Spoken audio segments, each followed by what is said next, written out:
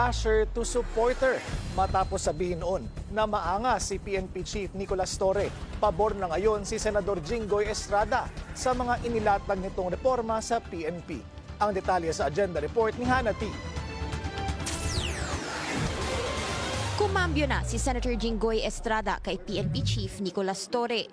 Hindi man agad napabilib sa pagkakatalaga kay Torre, suportado na ngayon ng senador ang kanyang mga reforma. Mahalaga raw kasi na may tiwala ang publiko sa mga pulis.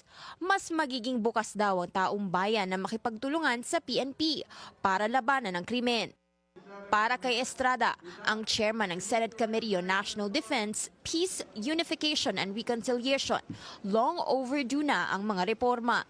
Aprobado niya ang 8-hour shift na pinatupad ni Torre mula 12-hour shift para anya makatulong sa work-life balance ng mga pulis at mas epektibo nilang magampanan ang kanilang tungkulin.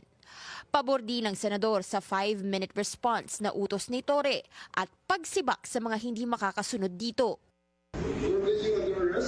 Na-appoint si Torre sa harap ng mainit na batiko sa kanya ng Duterte supporters, kaugnay ng pag-aresto kay FPRRD.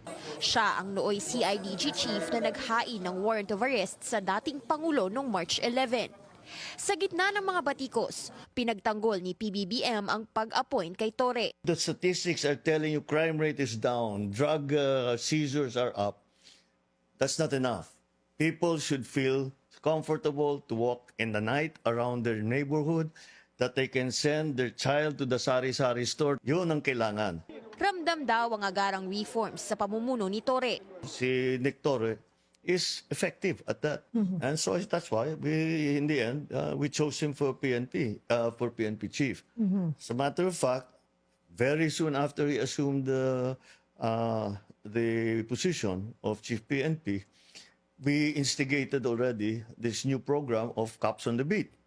And nararamdaman na kagad.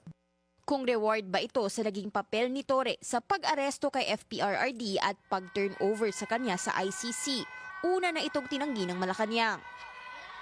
Discretion daw ng Pangulo ang pagpili sa kanya at walang dapat ikabahala ang iba pang mga opisyal. Pero may bagong kontrobersya. Matapos mag-leave of absence si Davao City Police Chief Colonel Hansel Marantan dahil umano sa kanyang kalusugan. Kilalang malapit si Marantan kay Torre.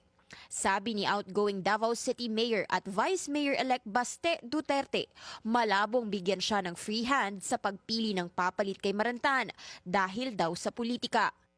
Wala pang komento ang liderato ng PNP tungkol dito. Para sa agenda, Hannah T. Bilyonaryo News Channel.